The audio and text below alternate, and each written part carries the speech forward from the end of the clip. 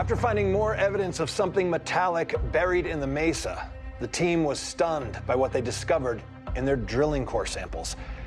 Guys, the word radiation is not something that you take lightly here on the ranch, and it's a little scary to even use the word, but to see radiation come up vis-a-vis these drilling core samples was fascinating on several levels. Yeah.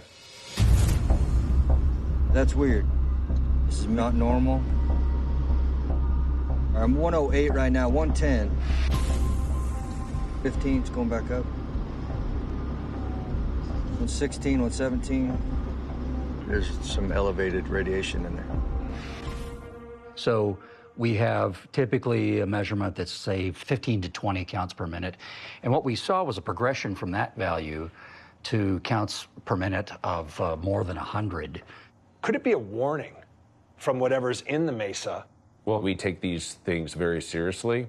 That's why the team carries instruments with them in order to be able to constantly be assessing the environment. Yeah, while in the moment, instantaneously, 100 counts per minute isn't dangerous. But it alerts us that there's something different. If we see anything that's in, in the upper hundreds, pushing 1,000, then we start getting worried that we don't need to be there even in the moment. We evacuate. Yeah. But I think these early indications that we may be dealing with something that's radioactive inside the mesa speaks well of our very cautious forensic approach to all of this. Well, I mean, it makes us more excited to see what you're going to find as you continue to drill.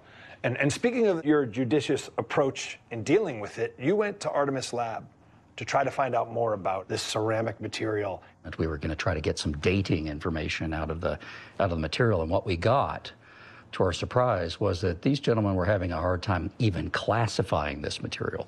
Wow. Basically, it's not datable. You said it's not datable? No, So, what is it? I'm not sure. We're getting elements that would lead us to believe it is a plaster-like substance. So it's plaster? Is that what you're saying then? No, it's like plaster.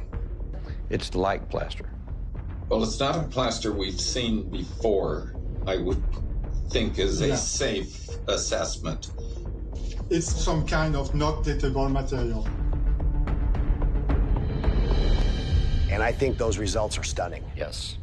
So it appears that the material that we took out of the mesa might not be ceramic and it's not plaster, but it's something similar to both. And from the data they gave us, the thing that it seems more like to us is something that's mixtured, like a fiberglass kind of thing. Yeah, we just have to make our peace with the fact that we're dealing with some kind of composite material that doesn't conform to any of our existing descriptors. And then we have no way to date it. Yeah.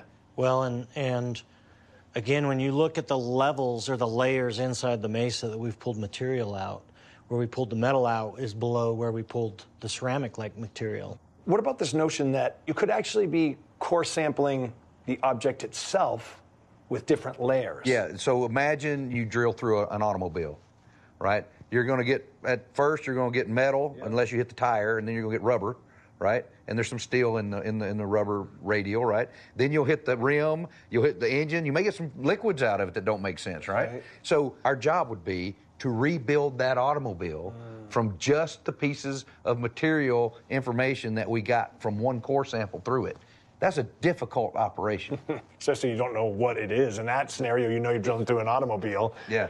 We don't know what this is, unless it's a vehicle that could be covered in a ceramic-like material that's similar to heat shielding on a space shuttle. Well, that scenario certainly aligns with stories, at least at some level, stories that have been shared with us of objects disappearing into the mesa.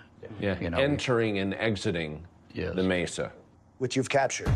Incredible.